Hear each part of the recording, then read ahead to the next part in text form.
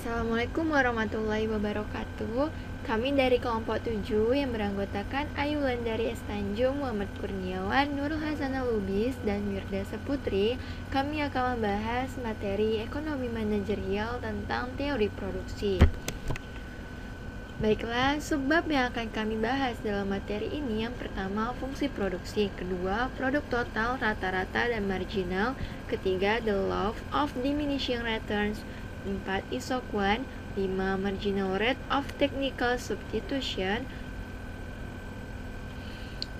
6 peranan penerimaan dan biaya dalam produksi, 7 return to scale, 8 fungsi produk empiris.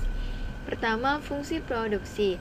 Fungsi produksi merupakan suatu persamaan yang menunjukkan jumlah maksimal hasil output yang dihasilkan dengan kombinasi masukan input tertentu. Fungsi produksi menunjukkan sifat hubungan antara input atau output yang dihasilkan.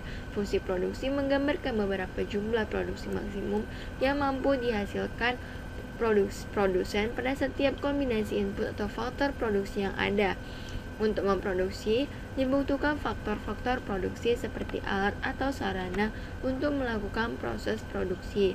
Faktor tersebut yang dimaksud dalam ilmu ekonomi adalah manusia atau tenaga kerja sebagai L, modal atau uang, alat seperti mesin sebagai K, dan skill teknologi atau T.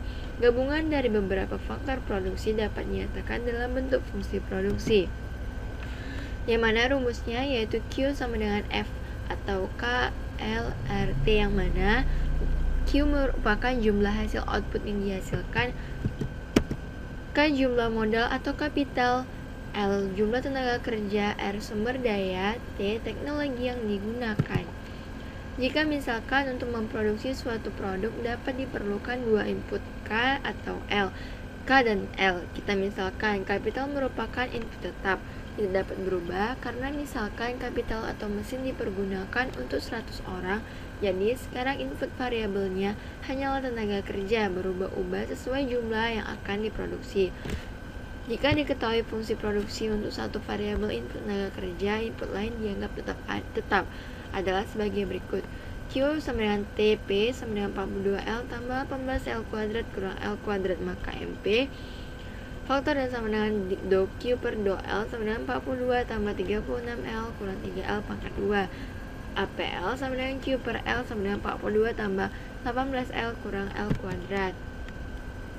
Dapat dilihat pada tabel di bawah ini. Untuk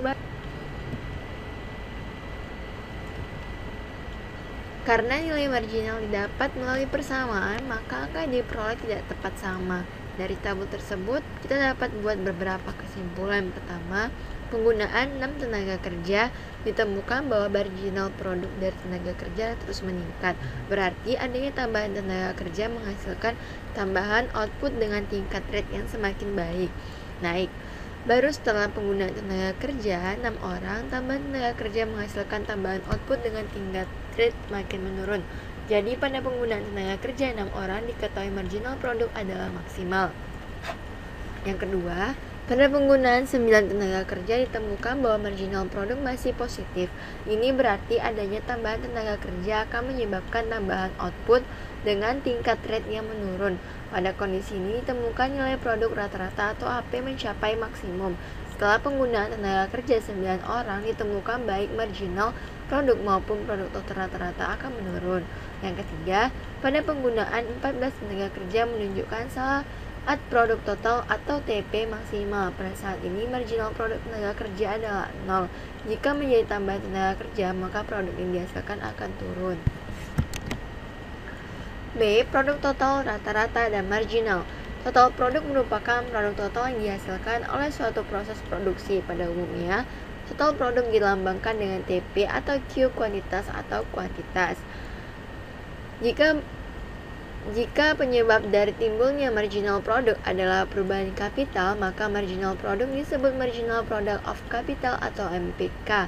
Jika delta L adalah perubahan tenaga kerja dan delta Q adalah perubahan produk total, maka marginal product of labor atau MP1 dapat diperoleh dengan menggunakan formula berikut. MPL sama dengan delta Q per delta L. Kemudian average product atau AP menunjukkan besarnya rata-rata produksi yang dihasilkan oleh setiap penggunaan faktor produksi variabel. Jika L menunjukkan tenaga kerja yang digunakan, maka average product disebut sebagai average product of labor atau AP1. AP1 menunjukkan jumlah output yang dihasilkan per tenaga kerja. Rumusnya APL sama dengan Q per L. Produk total, produksi marginal, dan produksi rata-rata tenaga kerja dapat diilustrasikan sebagai berikut. Penggunaan jam kerja 4 jam, produksi total sebesar 25 atau meningkat sebesar 15 unit. Sedangkan meningkat jam kerja sebanyak 2 jam sehingga produk marginal sebesar 7,5 atau 15 dibagi 2. Sedangkan produksi rata-rata pada penggunaan jam kerja sebesar 4 sebesar 6,25 atau 25 dibagi 4 dengan seterusnya. Sesuai dengan hukum pertambahan produksi yang semakin berkurang. Produksi sesuai dengan produksi marginal pada tabel di atas semakin berkurang. Produksi marginal menjadi 0 terjadi pada penggunaan jam kerja sebanyak 14 jam. Ketika produksi marginal besar 0, produksi total maksimum yaitu sebesar 60. Dengan demikian, produksi maksimum tercapai pada saat produksi marginal sebesar 0 atau produksi total tertinggi.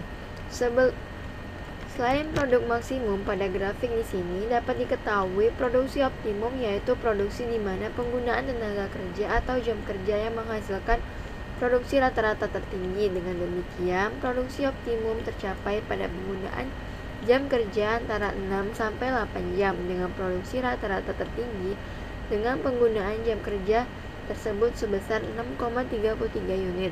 Produksi optimum atau produksi rata-rata tertinggi tersebut mendekati posisi di mana produksi marginal sama dengan produksi rata-rata atau MP sama dengan AP.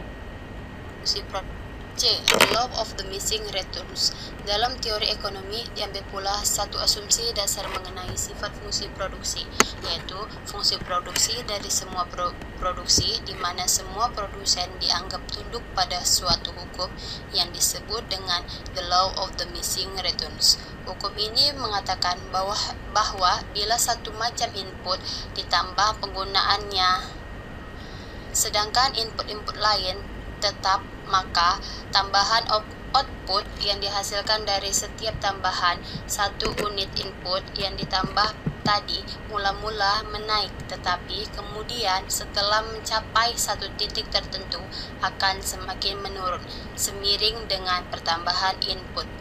Pada hakikatnya, the law of the missing return dibedakan menjadi 3 tahap. Tahap pertama, produksi total mengalami pertambahannya semakin cepat. Tahap kedua, produksi total pertambahannya semakin lambat. Tahap ketiga, produksi total semakin lama semakin berkurang, menunjukkan tenaga kerja yang masih sedikit. Apabila ditambah akan meningkatkan total produksi rata-rata dari produksi marginal. Tahap 2, produksi total terus meningkat sampai produksi optimum sedang. Produksi rata-rata menurun dan produksi marginal menurun sampai titik 0. Tahap 3, penambahan tenaga kerja menurunkan total produksi dan produksi rata-rata, sedangkan produksi marginal negatif. D. Isokuan. Isokuan berasal dari kata iso yang berarti sama dan kuan yang berarti kuantitas. Isokuan adalah kurva yang menjelaskan pilihan kombinasi penggunaan sumber daya ekonomi sedemikian rupa sehingga tercapai produksi yang sama. Isokuan adalah kurva yang menunjukkan berbagai kombinasi penggunaan dua macam faktor produksi variabel secara efisien dengan tingkat teknologi tertentu yang menghasilkan tingkat produksi yang sama.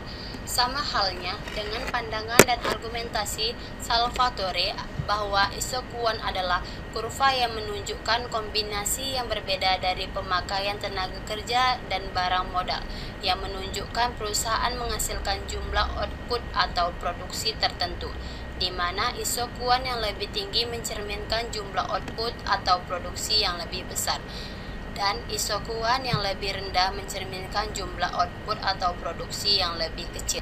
Selanjutnya, marginal rate of technical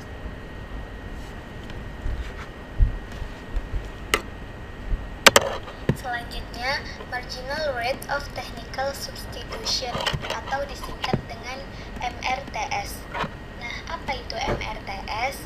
MRTS adalah suatu kondisi di mana perusahaan dapat mengganti satu unit tenaga kerja dengan sejumlah unit input lainnya untuk mendapatkan tingkat output yang sama.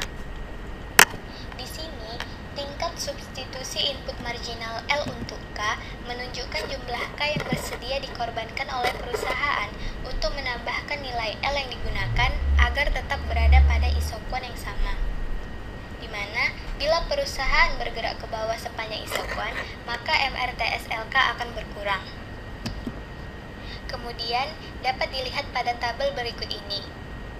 Nah, pada tabel tersebut sudah terdapat nilai L dan K. Lalu, untuk mengetahui nilai MRTS LK, langsung kita masukkan aja ke rumusnya, yaitu MRTS KL sama dengan min DL per DK. Kemudian diturunkan lagi menjadi MPK dibagi MPL. Contoh, coba perhatikan pada tabel isokuan 1. Langsung aja kita masukkan nilai K-nya, yaitu 8 dikurang 11 sama dengan min 3. Kemudian masukkan lagi nilai L-nya, yaitu 1 dikurang 2 sama dengan min 1. Nah, min 3 dibagi min 1 sama dengan 3. Jadi, dapatlah nilai MRTS LK-nya 3. Contoh lagi, coba perhatikan tabel isokuan 1 bagian terakhir. Langsung aja kita masukkan nilai K-nya, yaitu 1,8 dikurang 1,6 sama dengan 0,2. Dan masukkan juga nilai L-nya, yaitu 7 dikurang 6 sama dengan 1. Nah, 0,2 dibagi 1 sama dengan 0,2. Dan begitu juga seterusnya. Kemudian, peranan penerimaan biaya dalam produksi. Dalam rangka efisiensi dan memaksimumkan keuntungan yang ingin didapat, maka perusahaan harus mampu meminimumkan biaya produksi. Para ekonom pada umumnya mempunyai asumsi bahwa tujuan akhir dari kegiatan perusahaan adalah untuk mencapai keuntungan maksimum. Dengan kata lain, perusahaan berusaha memaksimalkan selisih antara apa yang dikorbankan untuk memperoleh input dan jumlah yang diterima dari barang ataupun jasa yang diproduksinya. Di sini, keuntungan adalah total penerimaan atau TR dikurangi dengan total biaya atau TC, di mana total penerimaan adalah jumlah penerimaan dari hasil penjualan barang atau jasa. Selanjutnya ada teori biaya jangka pendek. Hubungan antara input dengan output juga dapat dilihat dari sisi biaya. Di bawah ini akan diuraikan berbagai hal yang berkaitan dengan biaya, seperti misalnya jenis-jenis biaya, biaya total, biaya marginal, dan lain sebagainya. Selanjutnya yang kedua, ada jenis-jenis biaya. Dapat kita lihat pada tabel berikut ini. Lalu yang ketiga, hubungan antara biaya marginal dengan produksi marginal. Perilaku biaya marginal dengan produksi marginal mempunyai hubungan. Kalau input variabelnya tenaga kerja, mula-mula dengan penambahan tenaga kerja MPL meningkat.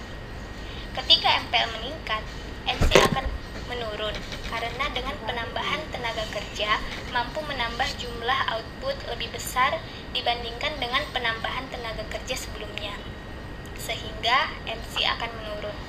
Namun, apabila MPL menurun, MC akan meningkat, karena tambahan tenaga kerja akan menambah jumlah output yang lebih kecil dibandingkan sebelumnya, sehingga MC meningkat. Nah, hal tersebut dapat kita lihat pada kurva di samping, di mana terlihat bentuk kurva MPL dan MC yang berkebalikan.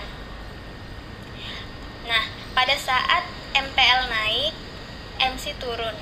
Itu dapat dilihat di area A.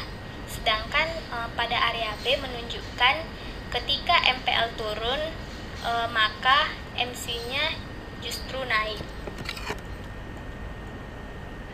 Kemudian yang keempat ada hubungan antara biaya marginal dengan rata-rata biaya tetap.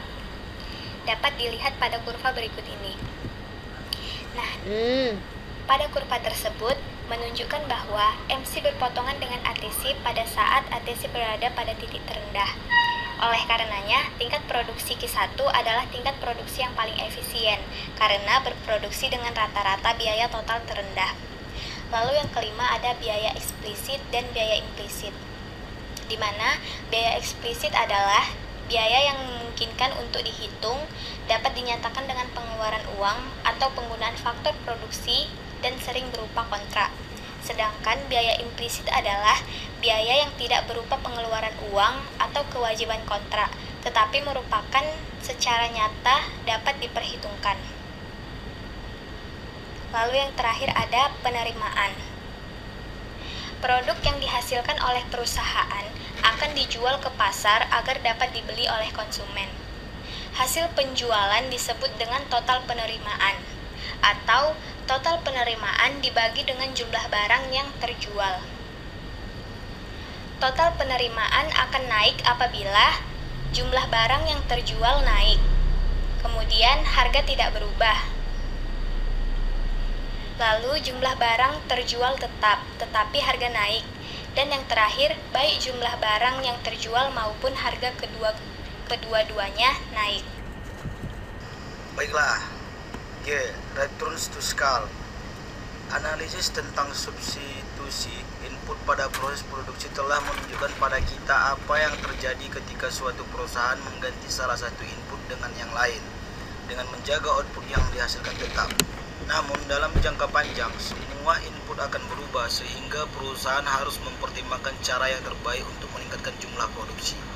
Salah satu cara untuk melakukannya adalah dengan mengubah skala operasi dengan meningkatkan semua input untuk produksi secara proporsional. Skala hasil adalah suatu tingkat tambahan output seiring dengan penambahan jumlah input secara proporsional. Selanjutnya, fungsi produksi empiris. Fungsi produksi yang umum digunakan dalam estimasi empiris adalah fungsi pangkat, yaitu dalam bentuk berikut ini. Q sama dengan AKLB, di mana Q sama dengan jumlah output, K sama dengan jumlah modal, L sama dengan jumlah tenaga kerja, B sama dengan parameter untuk estimasi secara empiris. Persamaan di atas disebut sebagai fungsi produksi Cobb-Douglas karena fungsi ini pertama kali diperkenalkan oleh Charles Cobb dan Paul Douglas pada tahun 1920-an. Fungsi produksi Cobb-Douglas ini mempunyai beberapa ciri yang sangat berguna. Pertama, produk marginal dari modal dan tenaga kerja tergantung pada jumlah modal dan tenaga kerja yang digunakan dalam produksi. Sekian dari saya, terima kasih. Baiklah, sekian materi dari kelompok kami. Apabila ada kesalahan, kami mohon maaf. Terima kasih. Wassalamualaikum warahmatullahi wabarakatuh.